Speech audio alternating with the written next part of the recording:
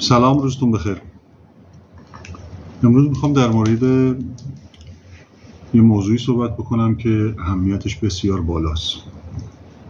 با توجه به شرایطی که در حال حاضر در کشور حاکمه و فشارهایی که از سوی آمریکا و رژیم صهیونیستی علیه کشورمون وارد میشه، تشکیل شورای دفاع یکی از اقدامات بسیار مهم و راهبردی بود که انجام شد. شورای دفاع هرچند زیر مجموعه شورای عالی امنیت ملی فعالیت خواهد کرد، اما در شرایط کنونی که در واقع ما در وضعیت جنگی قرار داریم، هرچند آتش بس برقرار شده، اما این آتش بس شکننده است و نمیتونیم انتظار داشته باشیم که طرف مقابل که رژیم صهیونیستی و آمریکا باشن نسبت به این آتش بس پایبند باشن، همونطور که در دیگر تعهدات خودشون هم پایبند نبودن. تهدیداتی که از سوی رژیم صهیونیستی و آمریکا، به ویژه رئیس جمهور آمریکا علیه ایران انجام میشه، نمیتونیم صرفاً یک بازی رسانه‌ای یا یک جنگ روانی تلقیش بکنیم.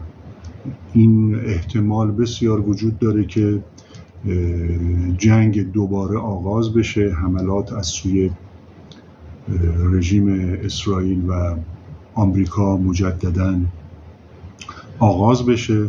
خب قاعدتاً نیازمند این هستیم که ما خودمون رو در مقابل تهدیدات نظامی هرچه بیشتر آماده تر بکنیم. تشکیل شورای دفاع که در واقع اگر نامش رو میذاشتیم شورای جنگ، چه بسا در شرایط کنونی مناسب تر بود. با توجه به هجومی که آمریکایی ها و اسرائیلی ها در 12 روز جنگی تحمیلی به ما داشتن، ما در حال حاضر باید یک شرایط جنگی تهاجمی به خودمون بگیریم. در واقع یک آرایش جنگی تهاجمی باید به خودمون بگیریم. در غیر این صورت قاعدتاً اونها مثل قبل، دفعات قبل، پیشدستی خواهند کرد و از اصل غافلگیری مجددا استفاده خواهند کرد.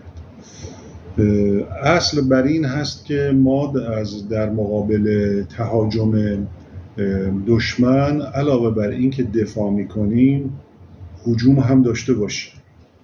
شورای دفاع بیشتر برای تنظیم شرایط جنگی شکل گرفته، با توجه به اینکه نیروهای مسلح دارای ستاد کل نیروهای مسلح هستند، اما این شورا میتونه یک هم‌افزایی با نیروهای مسلح و دیگر نهادها و سازمانهایی که داشته باشه که بتونن نیروهای مسلح رو از لحاظ تسلیحاتی و مالی و نظامی ساپورت بکنن، در واقع تغذیه بکنن و لوجستیک خوبی باشن برای نیروهای مسلح. نیروهای مسلح ایران در حال حاضر از توانمندی‌های بسیار بالایی برخوردارند، به ویژه در زمینه موشکی که پس از جنگ حتی در زمینه تولید و ساخت موشک‌های پیشرفته‌تر و ویرانگرتر اقدام شده و امید میره که در زمینه موشک‌های پدافند هوایی هم همین اتفاق بیفته. ما در جنگ 12 روزه متوجه شدیم که پدافند هوایی ما مقداری از ضعف برخورداره که قاعدتاً این ضعف باید جبران بشه و با ساخت یا خرید موشک‌های پدافندی ارتقا پیدا بکنه و بتونه مقابل تهدیدات و حملات احتمالی از آسمان کشور حفاظت و حراست بده. علی ای حال تشکیل شورای دفاع یک اتفاق خوبیه که برخی این رو نقطه ضعف ایران میدونن، در حالی که چنین نیست.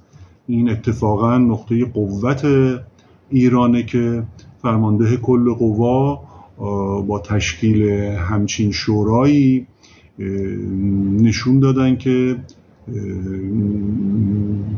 جنگ نیازمند مدیریت منسجمتریه. خب بالاخره ما در جنگی که اتفاق افتاد هم نقاط قوتمون دیده شد، هم نقاط ضعفمون نمایان شد و برای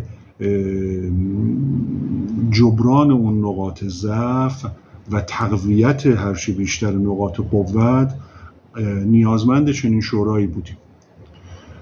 امید میره که با تشکیل این شورا و تصمیماتی که در این شورا گرفته میشه، شرایط جنگی که اتفاق افتاد در صورت وقوع مجدد شرایط بسیار بهتر و مناسبتری باشه و باعث بشه که علاوه بر جلوگیری از صدمات بیشتر، حملات پرتعداد و ویرانگرتری رو نسبت به دشمن داشته باشیم.